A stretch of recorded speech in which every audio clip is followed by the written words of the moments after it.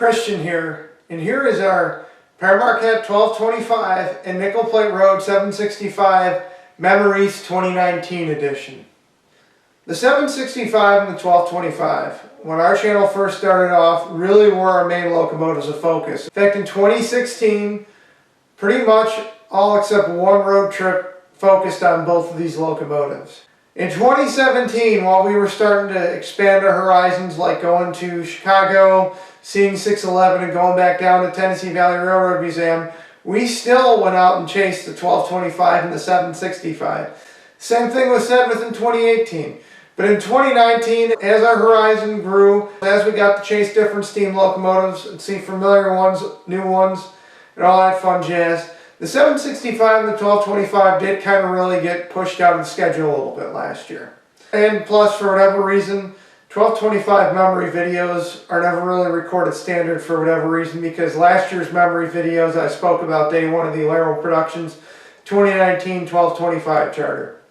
So here we will talk about both Berkshire locomotives in 2019. That being said, the second 1225 memories video, I spoke about how I partook in the Alero Productions 1225 photo charter. So I spoke about day one, where we had overcast, the 1225 was faced north. I rode the morning session and then chased the afternoon session. The main reason for me for doing the charter was I wanted to get different shots. And while I had attained that in the morning, there were some other shots I wanted to get before walking away from that weekend, because I knew it would be a while before 1225 would operate again. 1225 is also in its pure Chesapeake and Ohio look, which is actually my least favorite look of the locomotive. As I said in last year's memories video, the look of the 1225 I prefer the most is her original look, without the flying number boards.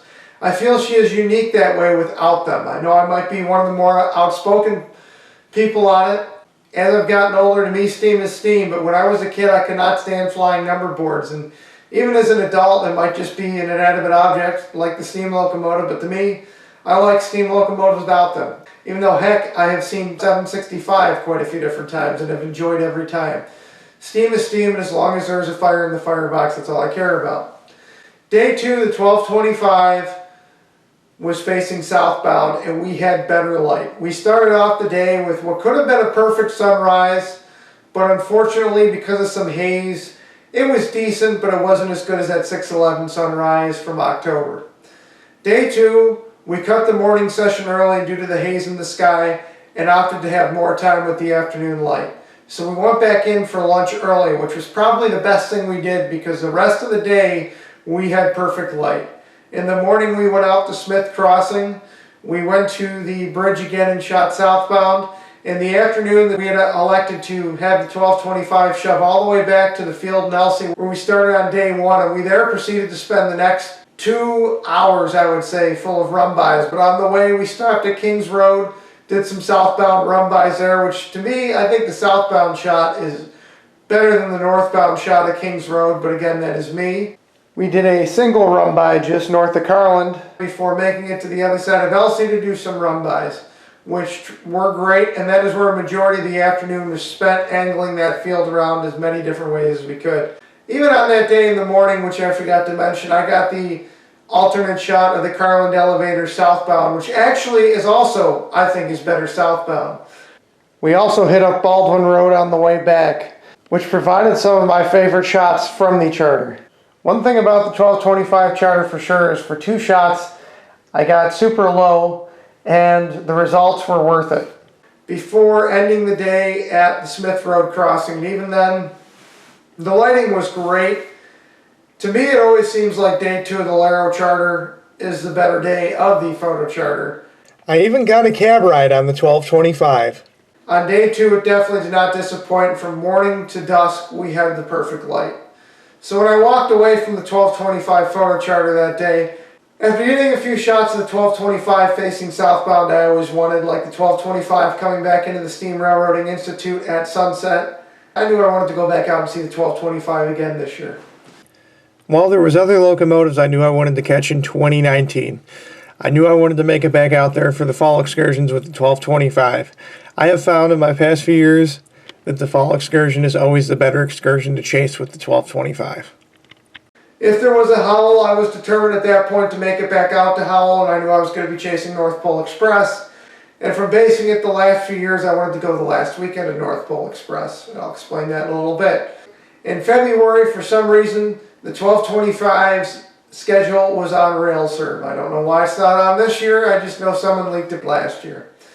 And then in March is what I like to say would change the whole year.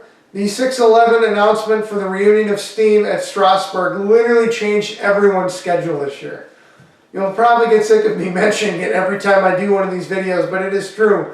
It came out of nowhere. No one was expecting the 6/11 to go to Strasbourg.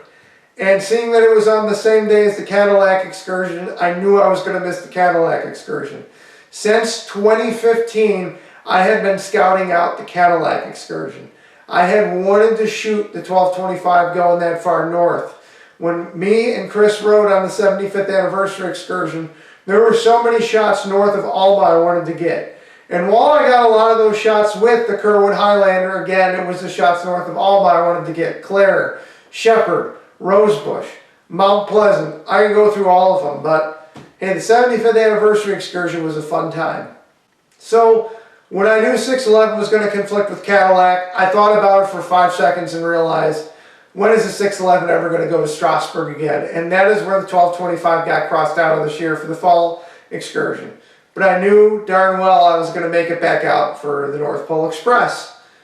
In 2019, the 1225 did not return to the Howell Melon Festival, which was a bummer for us because there was a few other shots that we did want to get that we did not obtain in 2017, even though we pretty much hit that one out of the ballpark. So that being said, I spoke about the one Berkshire for a little bit. Now I'm going to speak on the other Berkshire, Nickel Plate Road 765. The main reason we are here is the channel. So in 2019, I knew I wanted to go to Steam in the Valley.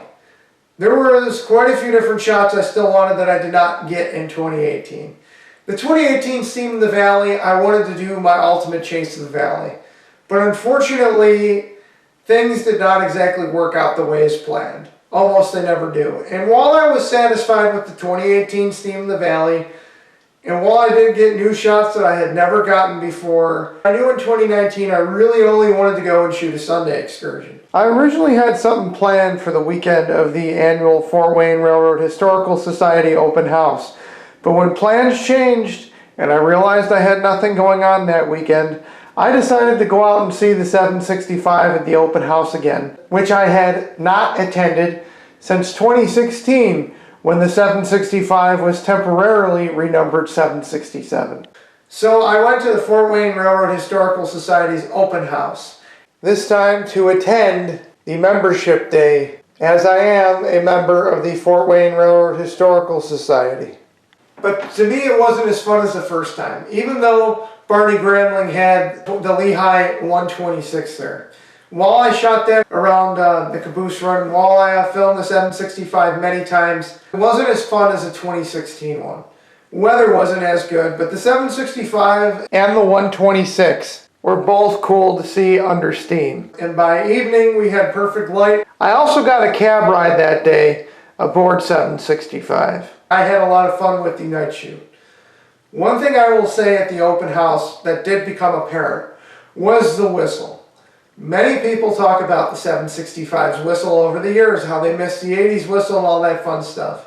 As stated by Fort Wayne Railroad Historical Society many times, that is the whistle from the 80s. It just sounds different, the tuning is different, and the 765 has worn that whistle for the past 41 years. It became apparent to everyone that the tuning was different. And I will admit, one of my regrets of missing the Valley this year was the fact of not being able to hear that tuning, because it was almost back to its 1979 original tuning when the 765 came out of restoration. They did not really let loose on the whistle that much at open house. One of the other locomotives I wanted to shoot in 2019 was the Milwaukee Road 261. I wanted to specifically shoot it on the Gourmet Express because of the fact they sold a Chaser's Pass. So when I was saving vacation time, and trust me, this all does play into effect, the big boy coming to Chicago didn't shock everyone, but it was a game changer for a lot of people like myself who thought about it and decided to go out and make the trek to chase the 4014 on its trek from Adams to West Chicago. That being said, I didn't think I'd have any vacation time for the 261. The Steam in the Valley schedule last year, for some reason, was leaked back in January on the Cuyahoga Valley's website, but the full extent of what they were offering was not leaked, but the dates were. So me and Chris originally made plans to go chase the Steam in the Valley on Sunday. When the 261 schedule was finally released, I realized it would conflict with the first weekend in the Valley. And let's be real, the Steam in the Valley to us is probably one of the closest steam excursions near us. So Chris and myself decided we were going to chase Steam in the Valley and I would skip going to see 261. Even though I wouldn't have had any vacation times, I did find flights that would get me to and from with no problems. Then Chris got booked that weekend, which unfortunately has happened 2 years in a row, and I got thinking about it. I thought about it. I never had seen 261. So that was always in the back of my mind. I had yet to see the Milwaukee Road 261. So after open house, I was satisfied with seeing 765 again, and I wanted to see a new engine, and that's pretty much when I decided to cancel going to the Valley. In a way, I regret not going to the Valley in 2019. There's still quite a few different shots that I want, and I plan on getting if I do return to the Valley this year. But in the same token, too, I am glad I made the trek out to Minnesota to finally see the 261. The videos I have seen from the 2019 Steam in the Valley, the whistle sounded great. I would have loved to have heard the 576's guest whistle on the last Sunday. Even though I would have went the first weekend, I would have never heard it. I wish somehow I could have made that work. So, as the 765 really was brief on our list this year, one of the things I will say, it definitely was regretted upon that we did not get to see it in the Valley this year. In 2020, if 765 comes to the Valley, we would love to go to it again. If 765 goes elsewhere this year, we would love to go and see it. Even though it's highly doubtful, I'd love to see it on the Joliet Rocket again. I'd love another chance at that excursion because that is still one of my favorite excursions. So jumping back into all that fun stuff, now we're going back to November and 1225. By November, she was back with the flying number boards up and the running number boards up. And then, the day before the North Pole Express, the flying number boards came down, which made me extremely happy. And to this moment, as I record this memory video, the flying number boards are still off the 1225. I would have liked to have squeezed going back up to Owasso to see the 1225. I would have liked to have squeezed in another chase, but unfortunately that was not possible. I went the last Saturday of the North Pole Express of the 2019 season for the sole reason of hoping to finally be able to see Barney run the locomotive on the last Saturday. I have seen many videos of where Barney has ran the 1225, and he has put on some of the best shows from videos I've seen of the 1225. And while Barney ran the night excursion, and while we did get to experience that briefly, the legendary Dan Pluta ran the morning excursion. And while he still did put on a show with the 1225, it wasn't that typical show you see. Dan Pluta and Barney Gramling are both legends in the steam community. I ran into that day A-Train Productions 4014, Santa Fe 669, Jackson and Lansing Railroad, who I had not seen at that point since the Big Boy, and Michigan Rail Productions, who I had also not seen since Big Boy. I also ran into Pro Rail Productions. When this channel first started, Pro Rail Productions actually was one of our biggest influences. I watched his and another YouTuber's video on the Howell Mountain Fest. I also watched his video of the 75th anniversary excursion, and there was many different 1225 videos I watched to get myself well versed in the route. So it was what I jokingly call the Great Gathering in Owasso Part 2. I ran into many other friends that day as well. Santa Fe 669 chased with me the entire day while A-Train Productions 4014 would join me for the night run. During the day, we had perfect lighting. I mean, perfect lighting. The 1225 did not disappoint for the last excursion of the year, and especially those flying number boards down. That was the best part. Well, I lied. The best part was the fact that they had a C&O Hudson 3-chime on the locomotive. That steamboat sounded awesome. That is what was used the entire day of chasing. We caught them at the Woodward factory during the daytime. I caught them at Baldwin Road, which was nice because there was almost like a frozen pond there, which had not been there 11 months prior during the Laro Productions photo charter. which almost caused a little bit of a reflection shot. We caught them at the curve in Elsie, the river shot north of Bannister, which wasn't as good as what I was hoping, and we caught them arriving in Ashley from a different angle. While I didn't explore Ashley as in past years, I did chase the diesel pulling the train back to Owasso, then took a little bit of a break and got ready for the 5 p.m. run, which had perfect light, until Carland. At nighttime we caught them at the Robbins factory. We shot at North Delaney at nighttime, and then we shot at the Carland elevator, which A-Trains in Santa Fe 669 really wanted to see. And then we shot north of Bannister. I actually caught them a record 6 times that night. And I will point out, at the road, I can't think of what it is called, but I think it's about 2-3 crossings outside of Bannister where 1225 gets out of the speed restriction. That is the loudest I have ever heard the 1225. And like I said, Barney put on a great show that night, and the 1225 was just doing amazing. And it was just a great day. I also thought it was great to close out the decade with the locomotive that our channel has said is our favorite locomotive, the Pere Marquette 1225. Myself and Chris have high regards for the locomotive, with Chris citing this locomotive as his favorite steam locomotive, myself citing it on my top 5 list, and even Go, before he left, commented about how much he liked the 1225, saying it was his favorite steam locomotive. As we move into 2020, goals for this year is if 1225 goes back to Cadillac this year, we will be there, no questions asked. However, though, if they don't go that far and they do another Kerwood Highlander kind of excursion, we'll be there as well too. I'd like to honestly spend 2 days at North Pole Express this year. And with 765, obviously probably the Joliet Rocket is not going to happen this year. Seam in the Valley comes back, I'd love to spend a Sunday chasing. And wherever else 765 goes this year, I would love to shoot 765 in new territory. Anyhow, I'm Christian.